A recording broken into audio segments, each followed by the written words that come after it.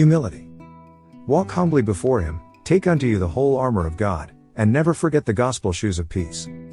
Go not to any man with a heavy tread or with anger in your voice.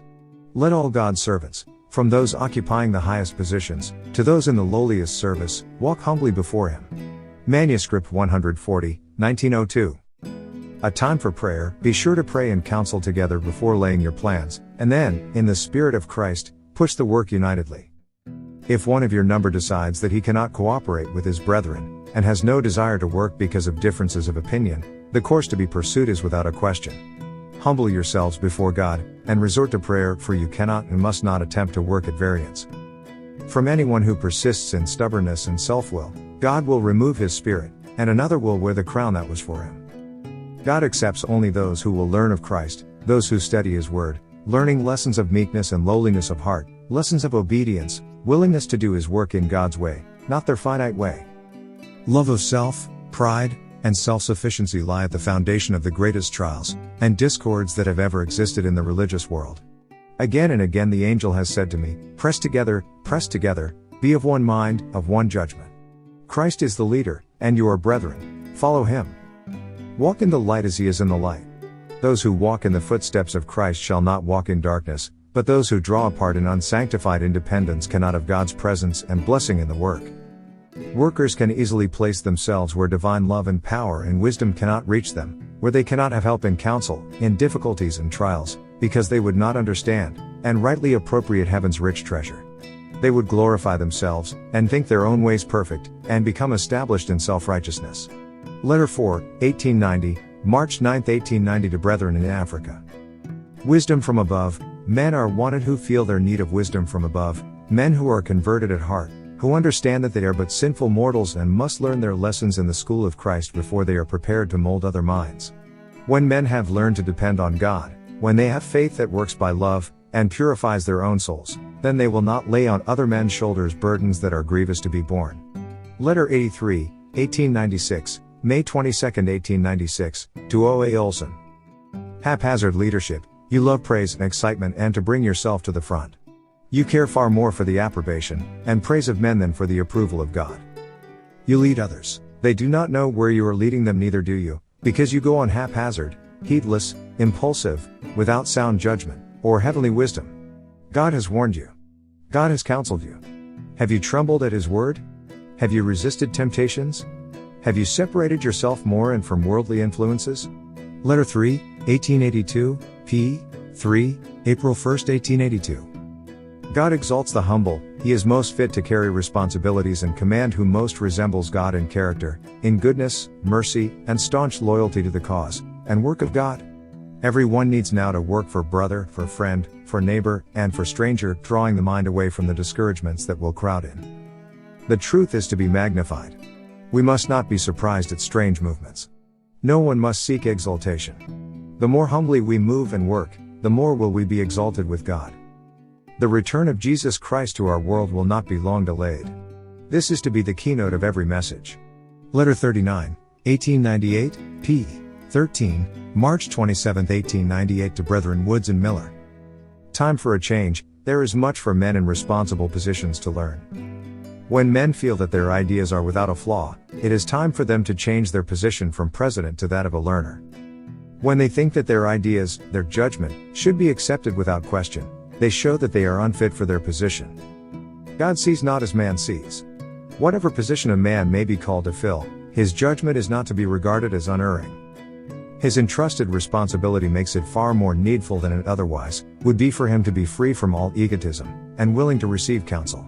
Manuscript 55, 1897, June 3, 1897, Development of Workers.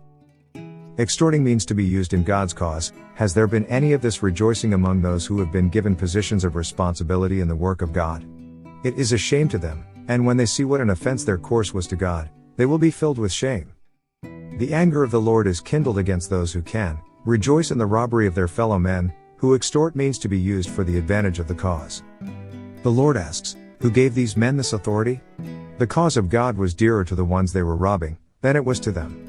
They exercised their ingenuity, a precious talent entrusted to them by God to be used to glorify Him, to make it as hard as possible for those who were earnestly and sincerely seeking to do the will of God. In this they manifested the attributes of Satan. Letter 34, 1899, p. 12, February 14, 1899. Position does not give holiness. Solomon was never so rich or so wise or so truly great as when he confessed, "I am but a little child, I know not how to go out or come in." Those who today occupy positions of trust should seek to learn the lesson taught by Solomon's prayer.